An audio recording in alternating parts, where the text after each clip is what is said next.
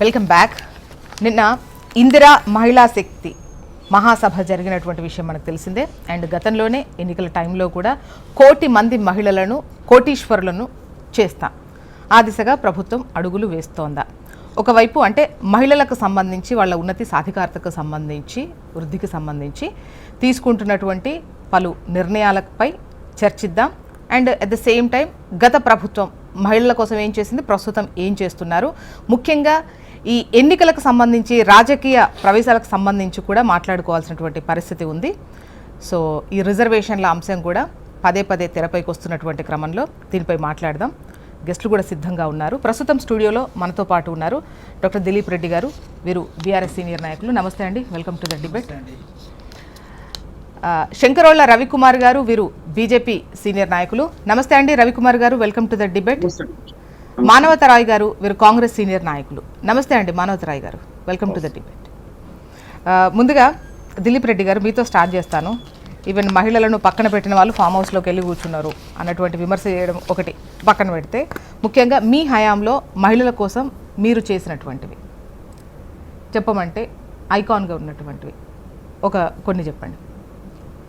మా గవర్నమెంట్లో ఇప్పుడు కేసీఆర్ కెట్టే తీసుకోండి, మగ పిల్లవాడు పుడితే 12,000, అదే ఆడపిల్ల పుడితే 13,000. అంటే మహిళ ఎవరైనా జన్మిస్తే 1,000 రూపాయలు ఎక్కువ ఇచ్చి చాటుకున్నటువంటి, ఎవరు ఎలక్షన్లో ప్రామిస్ చేయనటువంటి కళ్యాణ లక్ష్మి పథకం. కళ్యాణ లక్ష్మి మా ఎలక్షన్ మేనిఫెస్టోలో లేదు 2014లో. కళ్యాణ లక్ష్మి కానీ షాదీ ముబారక్ కానీ ఆ పథకాన్ని కూడా చెప్పకుండా కానీ చేసినటువంటి ఘనత. ఇంకొక మనం తీసుకుంటే షీ టీమ్స్ అని చెప్పేసి చూస్తే మహిళలు సెక్యూర్గా ఫీల్ అయ్యి వాళ్ళకి ఏ ప్రమాదం వచ్చినా సరే వాళ్ళు షీ టీమ్స్ అప్రోచ్ అయితే వారికి న్యాయం జరిగినటువంటి పరిస్థితి. మొన్నటికి మొన్న ఒక చిన్న ఉదాహరణ చూస్తే, ఒక మహిళ 1:45 రాత్రి తను ఎక్కడో దిగితే హైదరాబాద్ నగరంలో, ఆ రాత్రి తనకు భయం వేసి పోలీసులకు ఫోన్ చేస్తే పోలీసులు ఇది మా బాధ్యత కాదు మిమ్మల్ని ఇంటి వద్దకు చేర్చడము అని చెప్పేసి చెప్పినటువంటి చరిత్ర మనం చూస్తున్నాం. జస్ట్ 3 days బ్యాక్ జరిగినటువంటి స్టోరీ. మా గవర్నమెంట్లో ఉన్నటువంటి కమిట్మెంట్కి వీళ్ళ గవర్నమెంట్లో ఉన్నటువంటి కమిట్మెంట్ ఏందో మనం చూస్తున్నాం. అయితే ఇంకా వీ గవర్నమెంట్కి వస్తే మహిళలకు నెలకు 2,500 రూపాయలు ఇస్తా అని చెప్పింది, ఎలక్షన్ టైంలో చెప్పింది రేవంత్ రెడ్డి. అప్పుడు ప్రతిపక్షంలో ఉన్నప్పుడు చెప్పిండు. అదే ఇప్పుడు 2,500 ఇస్తున్నాడా? మహిళలకు ఉచిత స్కూటీలు ఇస్తా అన్నాడు, స్కూటీలు ఇస్తా ఉన్నాడా? అసలు ఈ ప్రభుత్వం వచ్చిన తర్వాత మనకు కళ్యాణ లక్ష్మి పథకమే తీసుకుంటే, పిల్ల పుట్టిన తర్వాత పథకం వచ్చినటువంటి పరిస్థితి చూస్తూ ఉన్నాం. అప్పుడు ఏం చెప్పాడు రేవంత్ రెడ్డి, మీరు పెళ్లి పెట్టుకుంటే తులం బంగారం ఇస్తాం, మీ పెళ్లి సమయానికి మేము తులం బంగారం తీసుకొస్తాం, ఆ కళ్యాణ లక్ష్మి చెక్ వస్తుందని చెప్పిండు. రామగుండం ఎమ్మెల్యే మక్కన్ సింగ్ రాజ్ ఠాకూర్ గారు మనకు లైవ్ ఎగ్జాంపుల్గా నిలిచిండు.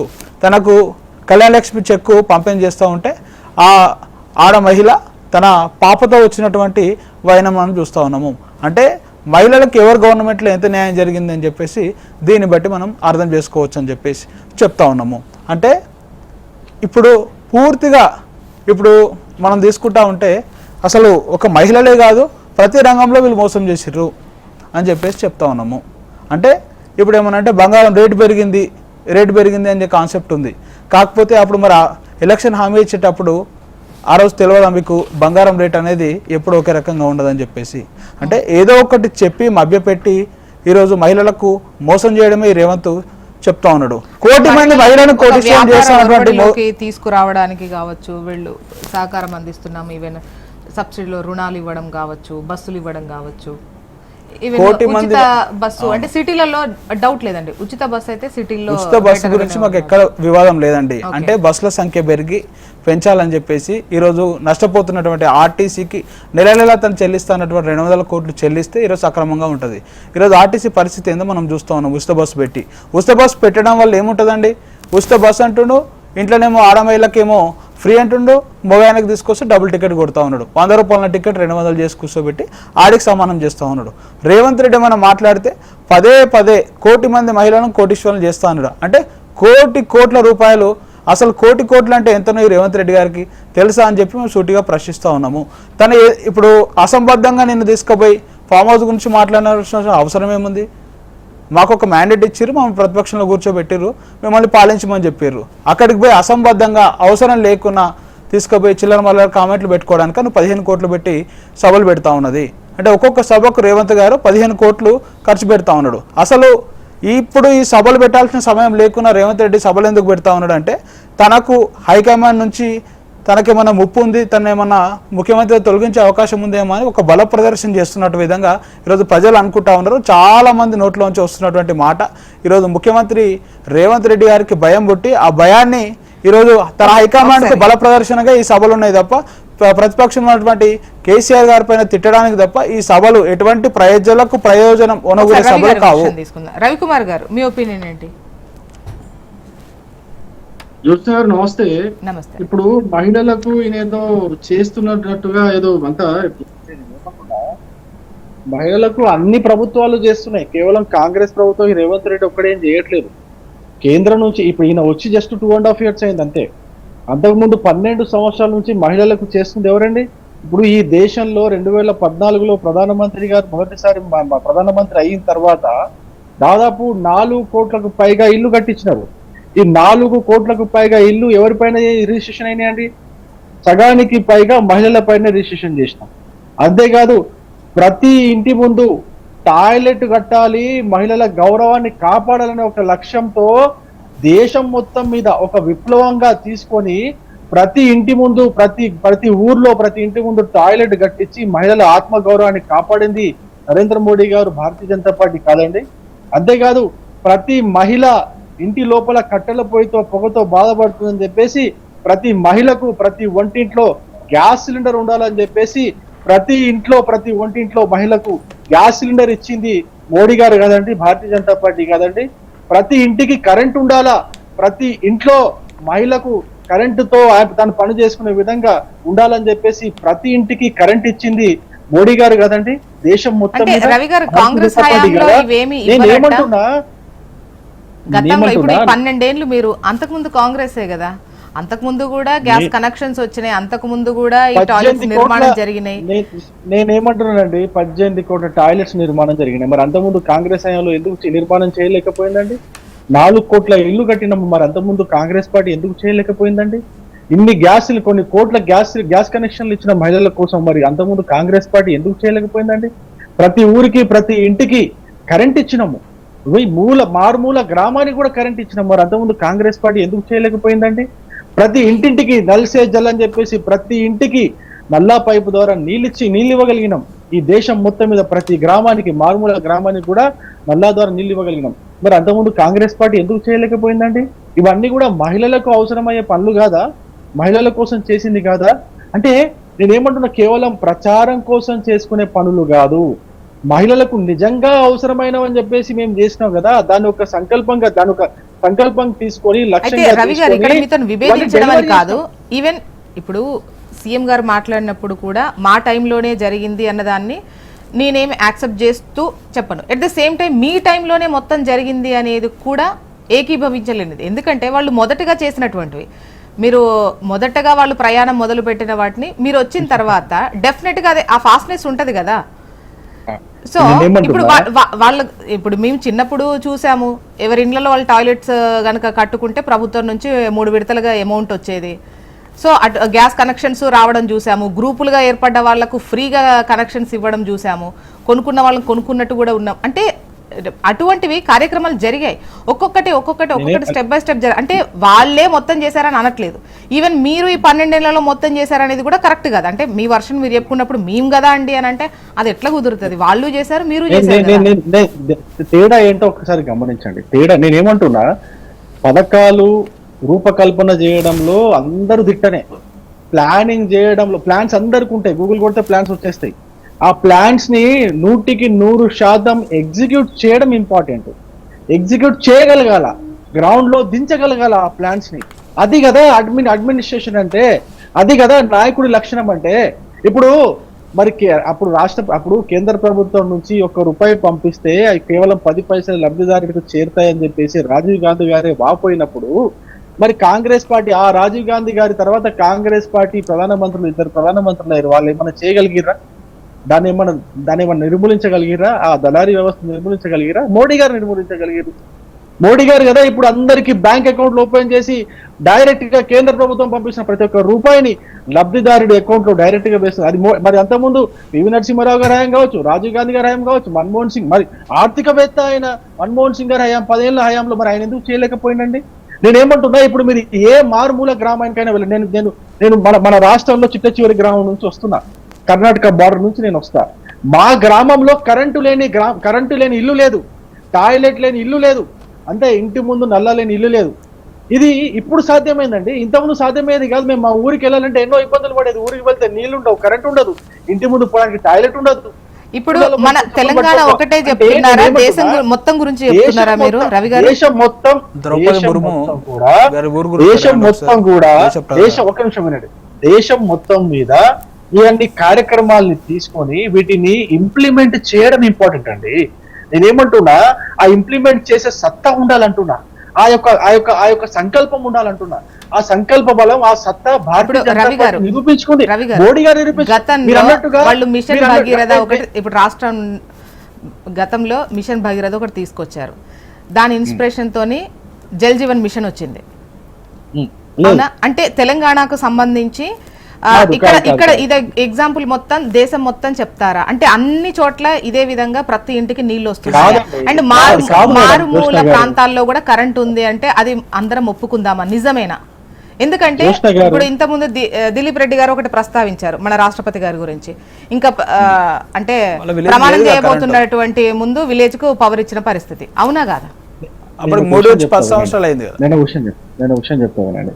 మిషన్ భగీరథ కావచ్చు, మిషన్ కాకతీయ కావచ్చు, ఈ రెండు పథకాలు కేంద్ర ప్రభుత్వం నల్సే జల్ పథకాన్ని ప్రవేశపెట్టిన తర్వాత వచ్చినటువంటి పథకాలు. వాటిని వీళ్ళు తర్వాత ఈ పథకం పెట్టుకొని వాళ్ళు రాష్ట్ర ప్రభుత్వం ఈ పేరుతో జాయిన్ అయ్యారు, కేంద్ర ప్రభుత్వ పథకంలో జాయిన్ అయ్యారు. జాయిన్ అయిన తర్వాత ఈ ప్రభుత్వం వాటిని కరెక్ట్ గా ఇంప్లిమెంట్ చేయగలిగింది. కేంద్ర ప్రభుత్వం లేకపోతే ఇది ఇంప్లిమెంట్ అయ్యేదే కాదు.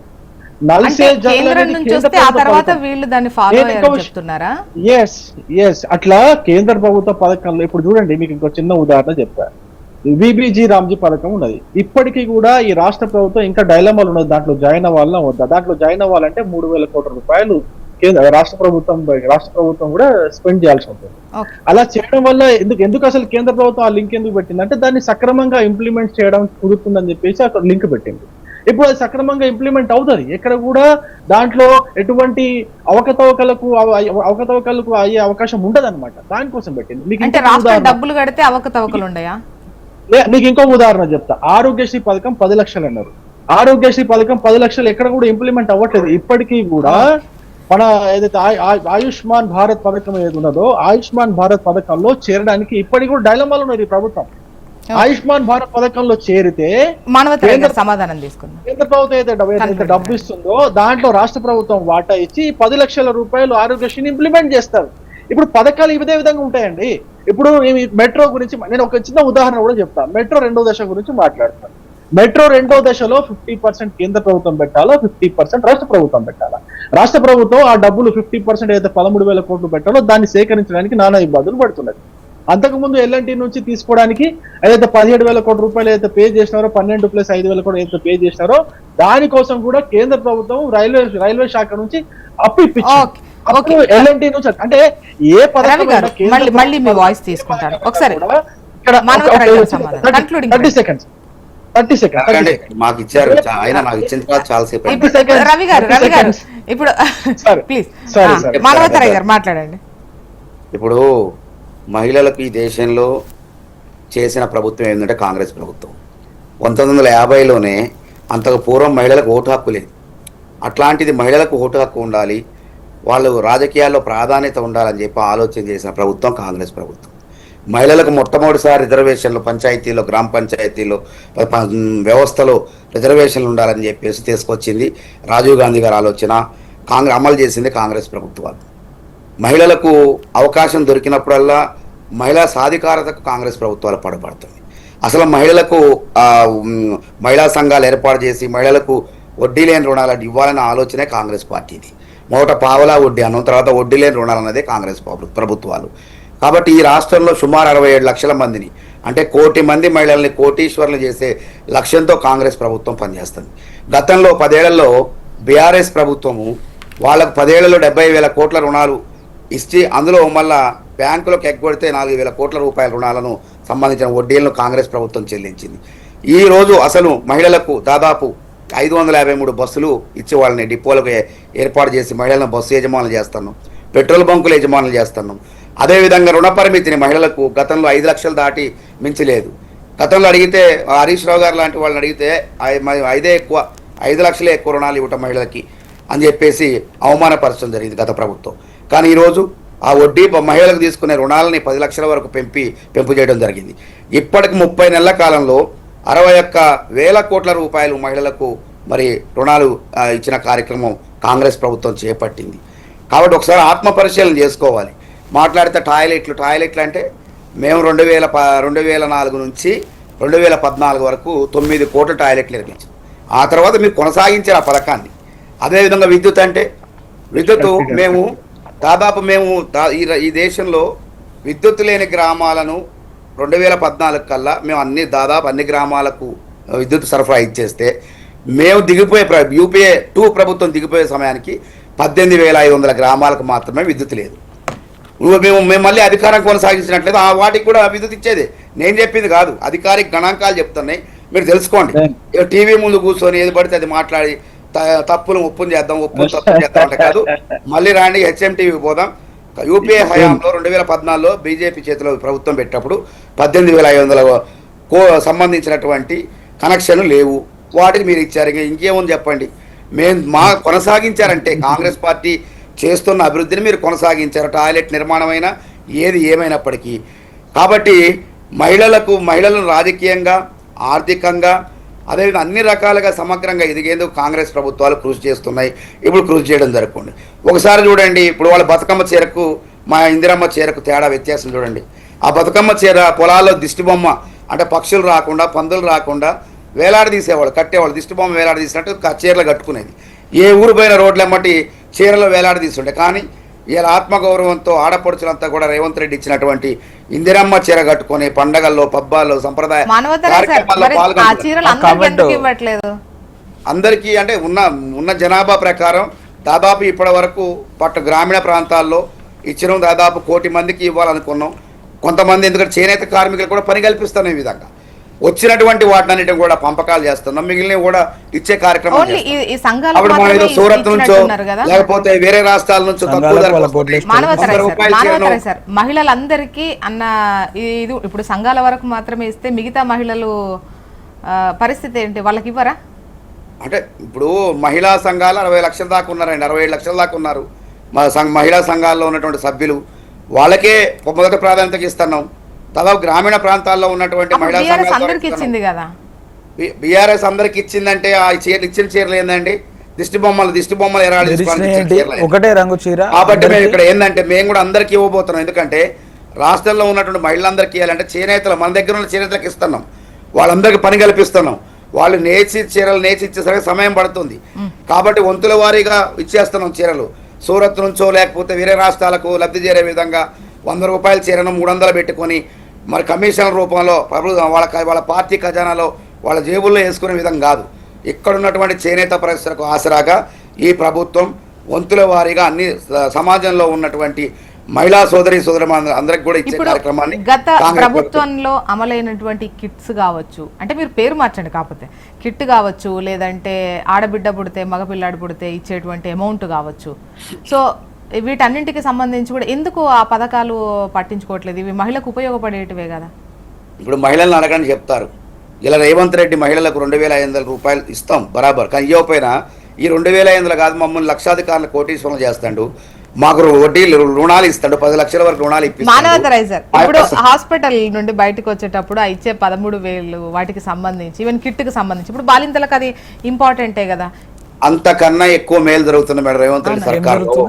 ఇలా మహిళలను బస్సు యజమానులు, తర్వాత సోలార్ ప్లాంట్ యజమానులు, పెట్రోల్ బంక్ యజమానులను, తర్వాత వాళ్ళ యొక్క ఆర్థికంగా వాళ్ళ లోన్లు తీసుకొని సొంత కాలం మీద నిలబడే విధంగా వాటి పరిమితిని పెంచిన. అదే అంటున్నా కదా, బీఆర్ఎస్ హయాంలో 10 ఏళ్ల కాలంలో మహిళా సాధికారత కోసం వాళ్ళు 70,000 కోట్లు ఖర్చు పెడితే మేము 30 నెలల 2.5 నెలల్లోనే 61,000 కోట్ల రూపాయలు ఖర్చు పెట్టినాం. ఎవరు గొప్ప? వాళ్ళకి రుణ పరిమితిని కూడా వద్దు 5 లక్షలు దాలంటే 10 లక్షల వరకు పెంచడం. ఇలా దేశ స్వతంత్రం వచ్చిన దగ్గర నుంచి మహిళలకు రకరకాలుగా మహిళా సాధికారత కోసం కాంగ్రెస్ ప్రభుత్వాలు పనిచేస్తూనే ఉన్నాయి. ఏ పథకమైనా తీసుకోండి, మహిళల పేరు గృహజ్యోతి పథకం 53 లక్షల మందికి 200 యూనిట్ల ఉచిత విద్యుత్తు.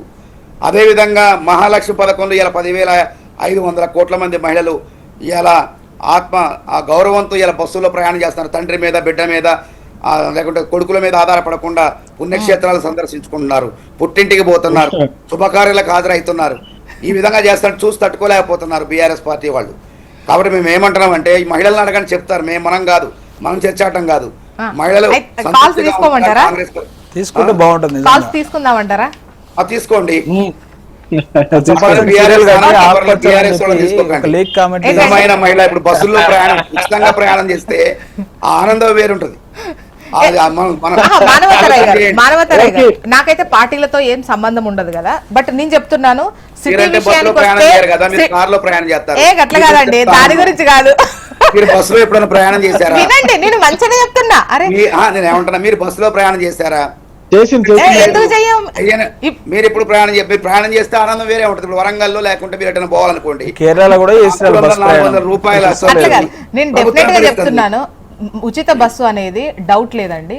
సిటీకి సంబంధించి అంటే నేను చాలా మంది దగ్గరికి వెళ్ళి అడిగినప్పుడు, ప్రయాణించే వాళ్ళని అడిగినప్పుడు వాళ్లకు ఇది డెఫినెట్ గా కూడా బానే ఉంది, వాళ్ళకు ఉపయుక్తమైనటువంటిదే. సిటీల్లో ఆ ఇంపాక్ట్ అయితే కనిపిస్తోంది.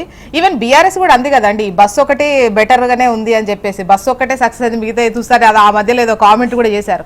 సో ఇక్కడ మీరు చెప్పేది వినకుండానే మీరు ఎక్కుతారా లేదా పోతారా అని అన్నారు. యాక్చువల్ గా నేను దీన్ని పాజిటివ్ గా చెప్తున్నా. వాళ్ళకి ఆనందం తెలుసా నా ఉద్దేశం, ఎక్కే వాళ్ళకి తెలుసు ఆనందం. ఉచితంగా మహిళలు ఇలా కాలేజీ విద్యార్థులు నెలకు 4,000 మిగిలించుకుంటున్నారు. చిరు వ్యాపారులు నుంచి ఆ మార్కెట్ నుంచి ఈ మార్కెట్ ప్రయాణం చేస్తూ 4,000 మిగిలించుకుంటున్నారు. ఇలా చిన్న చిన్న ప్రైవేట్ ఉద్యోగస్తులు అక్కడ నుంచి ఈ ధర నుంచి ఆ ధరకి నెలకు 4,000 రూపాయలు ఆదా చేసుకుంటున్నారు. అవి తమ కుటుంబ పోషణకు ఉపయోగించుకుంటున్నారు. ఇది చాలా కాంగ్రెస్ ప్రభుత్వం మహిళలకు దేవుడా అసలు ఏమన్నా మాటలా 4,000 రూపాయలు ఇక్కడ నుంచి ఇచ్చి మగవాళ్ళకి టికెట్లు పెంచి వాళ్ళ దగ్గర దెబ్బ తింటున్నారు. మగవాళ్ళకి ఇబ్బందే కదా అండి.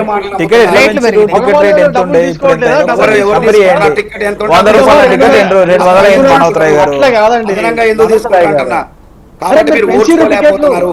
ఈ పథకం పక్క రాష్ట్రాలకు ఆదర్శవంతమైంది, ఆంధ్రప్రదేశ్ ఆదర్శవంతమైంది.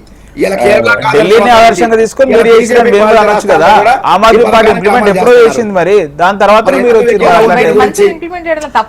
మంచి తీసుకోవాలి. నేను ఏమనట్లేదు కదండి, వాళ్ళే పాపం ఎక్కడైనా మనం తప్పులు బయటపడితే ఒకటే బస్సు గురించే చర్చ 10 నిమిషాలైనా ఆ బస్సు ట్రాఫిక్ లో ఇక్కున్నట్టుంది మన చర్చ అంతా. ట్రాఫిక్ లో బస్సు అవుతుంది, మహిళలు ఎదురు చూస్తున్నారండి. అదైతే అందరికి ఇప్పుడు వ్యాపారాల్లోకి అందరు రాలేరు, మీరు అందరికి బస్సులు ఇప్పించి వాళ్ళకు ఎంకరేజ్ చేయలేరు, అందరికి అప్పులు ఇవ్వలేరు. కానీ ఈ 2,500 అయితే అందరికి వస్తుంది కదా. 553 బస్సులు ఇచ్చినాం, పెట్రోల్ బంకులు ఇస్తున్నాం, తర్వాత సోలార్ ప్లాంట్ పరిశ్రమకు సంబంధించిన మహిళ వాళ్ళకి అప్పచెప్తున్నాం. కాబట్టి 2,500 మహిళలే ఉన్నది సార్. మా అన్న ఇస్తాడు, ఇవ్వాలి కాకపోతే రేపిస్తాడు, బరాబర్ ఇస్తుంది కాంగ్రెస్ ప్రభుత్వం. మేము 6 గ్యారంటీలు మేము అమలు చేయాల్సిన ఆసరా పెన్షన్లు పెంచాలి, అదేవిధంగా మహిళలకు 2,500 ఇవ్వాలి. మేమే అంటున్నాం కదా ముందుగా అవి కూడా అమలు చేస్తాం, 100 రోజులు అన్నారు, తప్పకుండా అమలు చేస్తాం. 100 రోజులు అంటే మీరు ఇచ్చారు, బాగానే ఇచ్చారు. మీరు మేనిఫెస్టోలో అబద్ధాల పుస్తకం ఏదైనా అంటే 420 హామీలు 13 గ్యారంటీలు ఇచ్చారో దేశ ప్రజలకు మొత్తం తెలుసు. ధనిక రాష్ట్రాన్ని అప్పులు కుప్పగా మార్చారు. 72,000 కోట్ల అప్పు వారసత్వం ఇచ్చింది ధనిక రాష్ట్రం. మహిళల సాధికారకతకు కాంగ్రెస్ ప్రభుత్వంలో డోకా లేదు. కాంగ్రెస్ ప్రభుత్వాలే ప్రారంభించినాయి. మహిళా సాధికారత కోసం కాంగ్రెస్ ప్రభుత్వాలే కృషి చేస్తున్నాయి. ఏది చేసినా కాంగ్రెస్ ప్రభుత్వాలే చేసినాయి. రవి గారు ఒక్కసారి తీసుకుంటారు. నేనేమంటున్నా, మానవతరాయ్ గారు టీవీల ముందు వచ్చి అబద్ధాలు మాట్లాడుతూ నన్ను అంటున్నారు. ఆయన ఎంత అబద్ధాలు మాట్లాడో నేను చెప్తా. 2014లో 18,000 గ్రామాలకి విద్యుత్ లేదని చెప్పేసి మాట్లాడు. కేవలం 18,000 గ్రామాలకే విద్యుత్ లేదు. అప్పుడు ఉన్నటువంటి నియమాల ప్రకారము ఏదైనా గ్రామానికి 10% గృహాలకి కరెంట్ ఉంటే చాలు, ఆ గ్రామానికి విద్యుత్ కనెక్షన్ ఇచ్చినట్టు, ఆ గ్రామంలో గ్రిడ్ కనెక్షన్ ఇచ్చినట్టు. అప్పుడు వీళ్ళు పెట్టుకునే నియమాలు కొంచెమన్నా సిగ్గుండాలంటే మీరు మళ్ళీ నన్ను అంటారు, మళ్ళీ మేము టీవీ ముందు వచ్చి మాట్లాడతారంట. మీరు చూడండి ఒక్కసారి అప్పుడు ఉన్నటువంటి నియమం ప్రకారం కేవలం 10 ఆ ఊర్లో 10% గృహాలకి ఇవన్నీ కాదండి 2004 నుంచి 14 వరకు కేంద్ర గణాంకాలు తీద్దాం. మీరు మాట్లాడేటప్పుడు 97% ఇళ్లకు మేము ఇచ్చినాం. 18,450 గ్రామాలు మాత్రమే కరెంట్ లేనివిగా ఆ రోజు గుర్తించింది. ఇక ఆ తర్వాత మీరు ఏం గుర్తించారో తెలియదు. కాబట్టి మేము చేసిన పథకాన్ని మీరు కొనసాగించారు. మీరు కొత్తగా కనుక్కునేది ఏం లేదు. నేను మాట్లాడు ఎవరినైనా టీవీలో ముందు కూర్చొని అవమానించేటప్పుడు ఒక్కసారి చెక్ చేసుకొని మీరు మాట్లాడితే బాగుంటది అనేది నా బరాబర్ చర్చ కొడతానంటున్నా. మీరేమంటున్నారు టీవీలో ముందుకు వచ్చి మాట్లాడేస్తారు పెద్ద అని అట్లా కాదండి. మీరు చెక్ చేసుకోండి. 18,000 గ్రామాలకు అంటే కేవలం 10% గృహాలకు కరెంటు కనెక్షన్ ఇస్తే ఆ గ్రామం విద్యుదీకరించబడినట్టు అనేది మీరు పెట్టుకున్న నియమం. అంటే ఏ గ్రామంలో కూడా 10% కంటే ఎక్కువ గృహాలకు విద్యుత్ కనెక్షన్ లేదు మీ హయాంలో. ఇంకా పంట పొలాలకు వదిలేసేయండి, దేవుడు అరుగు. అసలు ఎక్కడ గ్రిడ్ లేవు, ఎక్కడ ట్రాన్స్ఫార్మర్ లేవు. అది మీ నేనేమన్నానండి జోష్న గారు ఇంత ముందు, ఇప్పుడు పంట పొలాలకు ఫ్రీ ఇచ్చింది కాంగ్రెస్ హయాంలోనే కదండి. లేదండి దేవుడా, రవికుమార్ గారు 18,452 గ్రామాలకు మీకు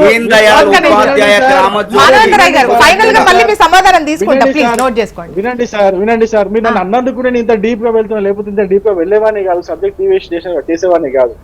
మీ హయాంలో ఫ్రీ విద్యుత్ ఇచ్చినప్పుడు రైతులు పొలాల్లో 24 గంటలు అర్ధరాత్రి లేదు, అర్ధరాత్రి లేదు, వర్షం లేదు, ఎండ లేదు, కాపలా కాసుకుంటూ కరెంట్ ఎప్పుడు వస్తా అని చెప్పేసి కాపలా కాసుకుంటూ ఉండేవాళ్ళు. అదే మీ హయాంలో అదే కరెంట్ వచ్చినప్పుడు కరెంటు తీగలు పడి ఎంతో మంది రైతులు చచ్చిపోయారండి. ఎందుకు అంత దారుణంగా ఉండే మీ పాలనా వ్యవస్థ మీది. నేనేమన్నానండి జోష్న గారు, ఆ ప్లానింగ్ అందరిది ఉంటది, దాన్ని ఇంప్లిమెంట్ చేయడం చేత కావాలా. అది సత్తా అంటే, అది దమ్మున్న నాయకుడు అంటే. అది కాంగ్రెస్ లో లేదు అంటున్నా. అది నేను చెప్పింది కాదు, మీ నాయకులు ఒప్పుకుంటే అంటున్నా. నేను ఇంకో విషయం కూడా చెప్తా. దిలీప్ రెడ్డి గారు కరెంట్ ఇచ్చిన ఒకరు అంటే మొత్తం మీద ఈ దేశానికి కూడా మళ్ళీ నెక్స్ట్ టాపిక్ కూడా వెళ్ళాలి. రెండు పార్టీలు కాంగ్రెస్ బీజేపీ రెండు కొట్టుకునడం చూస్తా ఉంటే వాళ్ళు కరెంట్ ఇచ్చినామని ఇవ్వలేమని అంటే మొత్తంగా వాళ్ళు చెప్పబోయేది ఏంటంటే ఇన్ని ఏళ్ళ స్వాతంత్రం వచ్చిన తర్వాత కూడా ఇప్పటికి కూడా కరెంట్ అనేది పూర్తిగా ఇవ్వలేరని వాళ్ళు ఒప్పుకుంటా ఉన్నారు. అటువంటిది ఇక్కడ కేసీఆర్ గారు 24 గంటల ఉచిత విద్యుత్ రైతులకు మోటార్ల దగ్గర ఇచ్చినటువంటి చరిత్ర మా దగ్గరది. వాళ్ళ కాలంలో పవర్ హాలిడేస్ ఉండేది, మన దగ్గర పరిశ్రమలకు కూడా 24 hours పవర్ ఇచ్చినాము. అదే కాకుండా మహిళలు చూసుకుంటే 50% లోకల్ బాడీస్ లో రిజర్వేషన్ తీసుకొచ్చి పెన్షన్ మనం ఎన్ని మాట్లాడుకున్నా కూడా వీటిని అనుభవిస్తుంది ప్రజలు. ఇచ్చినా ఇవ్వకపోయినా అన్ని వాళ్లకు తెలుసు ఎప్పుడు లబ్ధి పొందుతున్నారు, లబ్ధి పొందని అప్పుడు ఏంటిది అనేది వాళ్ళు క్లారిటీతోనే ఉన్నారు జనాలు. సో